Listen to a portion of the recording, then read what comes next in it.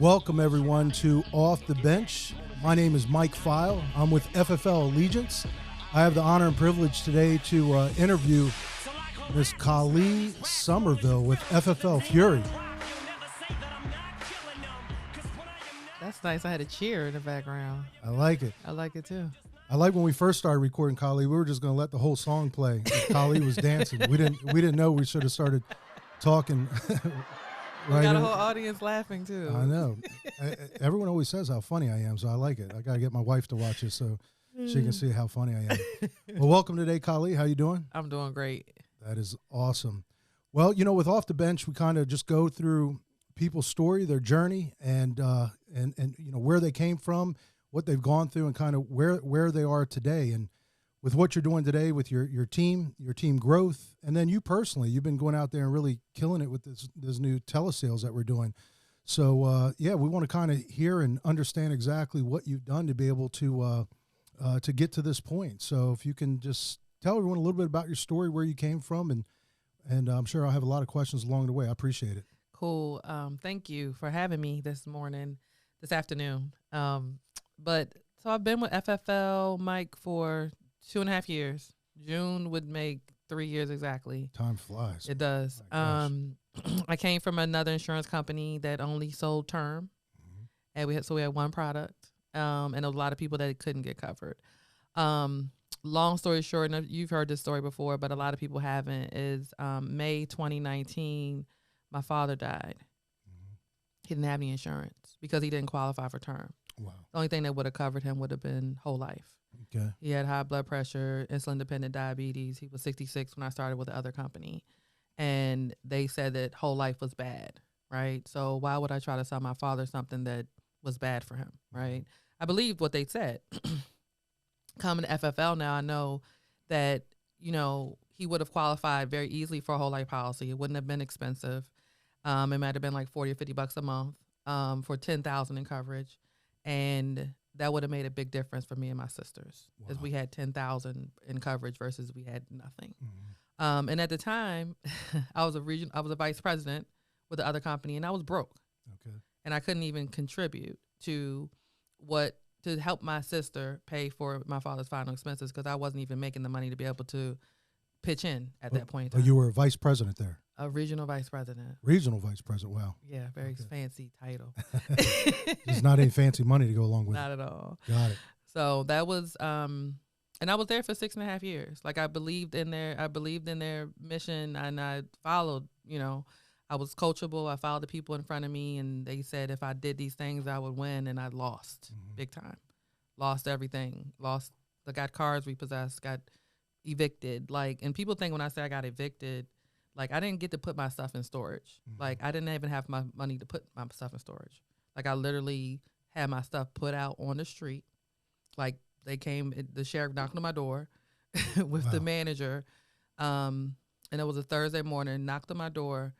And I just had the ability to be able to put the stuff in my car. That's the only thing. What year was that when that happened? That was 2018. Okay. So Yeah. you were there for 5 years at that point. Yeah. But I was only a vice president for maybe 6 months when that happened. Got it. And then the crazy part about it is that night, because that was on Thursday morning, we used to do our meetings, the meetings to have people come in, talk about how great the opportunity was. I had to present that night. Wow. And I did, right? Because we were told, we were sold to struggle. This is what's supposed to happen. It's going to be a part of my story, and it is, but it just wasn't part of my story there. So they led you to believe that you were supposed to be evicted. This was part of the process. Absolutely. That's crazy. We need a laughter for that. Yeah. We need a lot of laughter for that one. So they were the salespeople. They sold you on the fact that you're supposed to go through all these trials and tribulations to the point to where you're getting kicked out of your house, sheriff knocking on your door, and you were led to believe that. Yeah, because I said that's how I did the meeting that night, because I was like, this is going to be a part of my story and be able to tell this story to people, because that's what they sold on the big stage. They sold the struggle. Yeah. Right. So when I was going through it, I was like, oh, this is supposed to happen, because that happened to all the people that were making a lot of money there. They went through a struggle, and that was their story. Okay. Right. So That's different. That's a different way of keeping people in the business. But okay, unbelievable. Yeah. So what happened after that? What got to the point where you go through the struggle? They sold you on the struggle. You go through it, and then it seems like it was 12 months after that to when the happened to your father, when that occurred. Well, no. So, well, I found out about FFL in October 2018. Okay. Is when I found out about FFL. That was in April 2018. Okay. And I still wasn't ready to come, even with that. Even after the I talked to Frank, and I was like, no, it sounds too good to be true.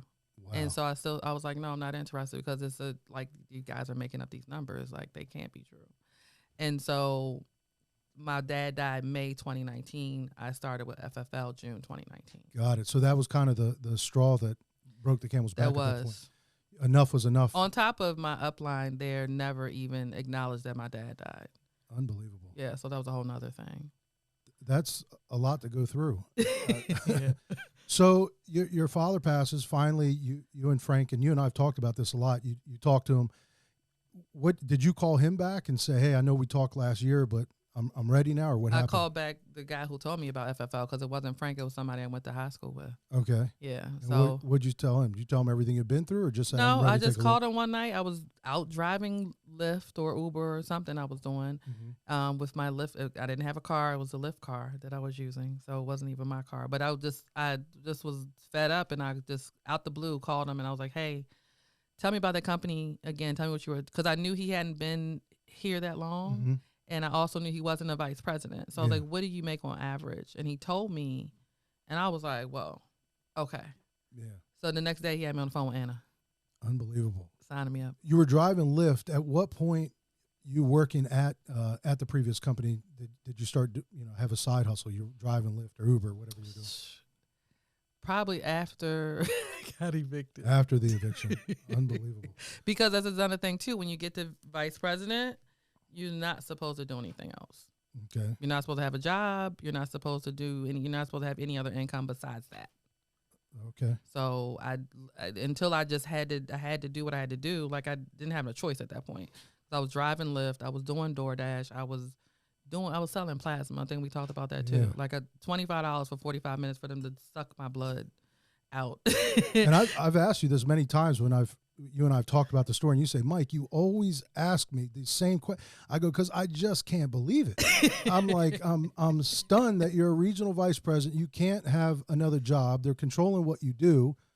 And on top of that, you're driving Lyft and no leads at the company. No. And it blew me away that I'm like, how did they do that? Because you're smart. Yeah. And I go, how did they do that to you? And it's just still mind blowing when I hear that people have gone through that in this business. Yeah.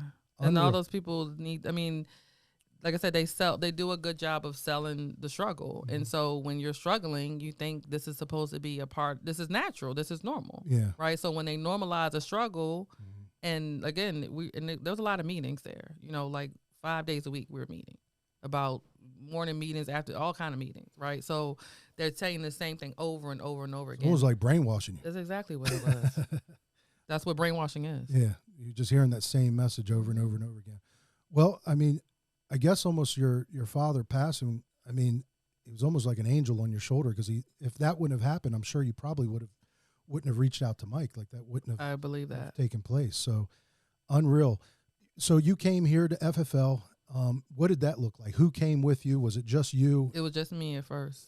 How different was it going from the captive world to going to being a broker now? Was it completely different? Like, how long did it take you to figure things out? It was very confusing. It is, right? It was very confusing. But it didn't seem like it was a long learning process. Like, okay. I didn't feel like I never felt overwhelmed by it. It just seemed like it was a lot, and just really what my thought process was during that time. Like, I was like, okay, we're really doing insurance here. Like, understanding the underwriting guys, like looking at bill charts, like, with the term company, we just put everybody in to see who fit and who didn't. Yeah. Right. But we didn't have there was no understanding behind why certain people would get approved and certain people wouldn't. I know I never had that understanding. Was there more focus there on recruiting and building than selling? And a lot of companies out there are like that. And I always ask the question, I say, who's selling the insurance? Like, people having meeting after meeting after meeting and recruiting, but I'm like, who's selling? And that's the one thing about FFL. We focus, like, you can come here and obviously build a massive business. We'll talk about that. But we teach people how to sell insurance so you can take care of your family, right?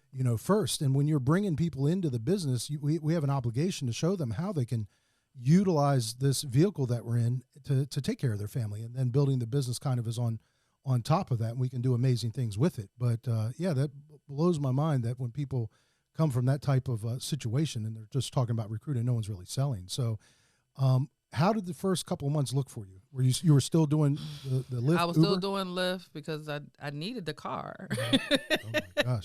Because I didn't have a car, right? Mm-hmm. So I was still doing Lyft. What saved me really from Lyft was the pandemic. Mm-hmm. So March 2020 mm-hmm. is they lifted, because in order to keep the car, I had to do 20 rides a week minimum, minimum. So I would come to the office a couple days a week. I would come twice a week, actually. And at that time, I was living 70 miles away, one way. Wow. So I was coming to... Would that take an hour? Hour and a half some days because of traffic. And that's that's something good to put out there. We have people that are within that time, and they say it's too far to drive. Mm-hmm. But you understood the importance of being around what we had going on. So 70 miles one way, twice a week. And then Friday, Saturday, and Sunday, I had to do Lyft because I had to get those 20 rides in. Mm-hmm. So when the pandemic hit, they lifted the 20 ride minimum. Okay. And so that allowed me to really go all in with FFL because I didn't have that on my shoulder, that monkey on my back anymore, right? So I still had to pay for the car because they didn't just give it to me. Yeah. But that's really, March 2020 is really when the business started shifting for me. And I had already hired a couple people, brought a couple people with me. Mm-hmm. But that's when I was really all in, was March 2020 is when it started. Okay. At what point did you start seeing things change financially? Because Not long. I mean, March 2020, I was all in. By June, I had moved and got my own place. July, I had gotten my own car finally again, right? And then just this year, so that was a year ago. Mm-hmm. Not even, that was almost 2 years ago. 2 years ago, yeah. The time is really going fast. And then this last May, we moved into I upgraded again and got another apartment, a bigger, nicer apartment, and then I got a bigger, nicer car in June. See that, and that's the thing. When we talk about people coming in here and going out and selling, it's not forever. For you, it was 90 days, mm-hmm. and things started to change. And you came from a situation where you didn't have a car. Mm-mm. You're doing Lyft and doing whatever you had to do.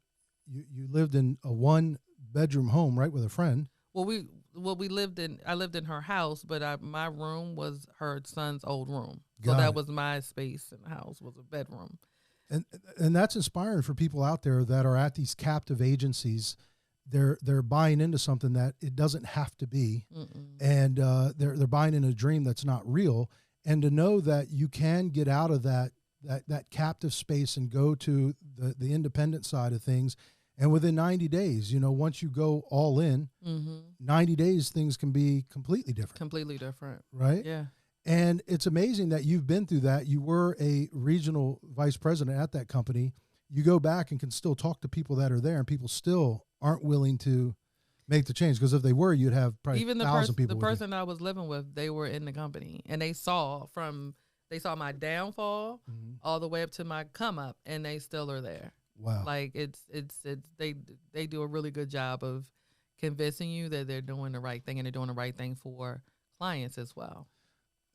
The people here, and we talk about saving agents, right? Not so much recruiting, but going out there and saving agents that mm-hmm. are at these captive companies and so forth. And you being through that whole process, and then even as difficult as it is for you to even bring people, and you've brought a lot of people over, thank God. You saved a lot of people. You would think there'd be more, but it kind of lets people know how hard it is for people to break that mindset, I guess, that they're stuck in. The good thing about it, Mike, this is what I said a couple weeks on one of our training calls, is that the people that won't come mm-hmm. are loyal. Yeah. Right? I was loyal to a system that was broken, mm-hmm. right? So if I'm loyal to a system and people that are keeping me broke, what's going to happen when I come to a system that people actually really do? I feel like people really do care about me, my managers, and then I'm making money. Yeah. You know what I'm saying? I'm going to be way loyal. You know what I'm saying? The people that I brought over Andre Brooks, he came from there. You know what I'm saying? Loyal to a system that wasn't making him any money.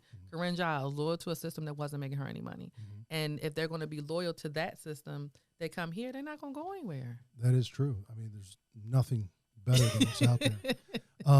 I want to talk a little bit about what you've been doing lately. You've been here. I mean, FFL, we're notoriously, in the field, running appointments, meeting with, we did it through the pandemic. We probably did it better than anyone during the pandemic, right? I mean, we were running hard, and it allowed the company to grow at a tremendous rate. And then over the last 6 months or so, we flipped over to this telesales thing. Kind of, let's talk about that, because I want people to understand what it is and what we're doing right now, and the ability for people maybe to come from that captive world to be able to come into this system and maybe do telesales, because telesales changes the game. Yeah. What was the big change for you from being out in the field to, figuring out this telesales thing? I saw Corinne doing it. Corinne, I'm her manager. I'm her upline, and she's like crushing it. So I'm not too big or think I know more than someone else who's having success. So I made a decision, and because at first, you remember, I was like, oh no, I'm gonna stay in the field. That's dumb. I had all the bad things to say about it because it was uncomfortable. That really was the truth. It was very uncomfortable because I've been at this point 9 years that I've been in the field, right? So making that switch in my mind, I felt like I could help more people in person. And then I just made a decision that I'm going to sit there and I'm going to learn from her what she's doing and how she's doing it and implement it. In my first week, I helped 14 families. Amazing. Just from just doing it over the phone. You're actually selling more over the phone. You're helping more families over the phone than you were in the field. That's crazy. Right? Yeah. It just kind of fits you, right? Well, and then too, we talked about this, and I'm not saying, Corinne doesn't have a call center background, but I think for me, before I was in insurance, I managed call centers. So I spent 20 years on the phones. Got it. You know what I mean? So I know about inflection. I understand, you know what I'm saying, like not keeping people on hold, like all these different rules you have in a call center. I'm kind of taking some of those things over to the telesales world.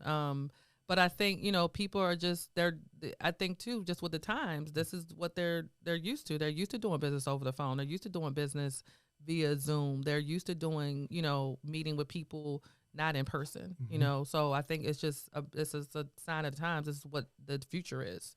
It is. And one thing that really shocked me is like this weekend I went out and I trained an agent. And what I was really thinking about is I had one agent in my car with me.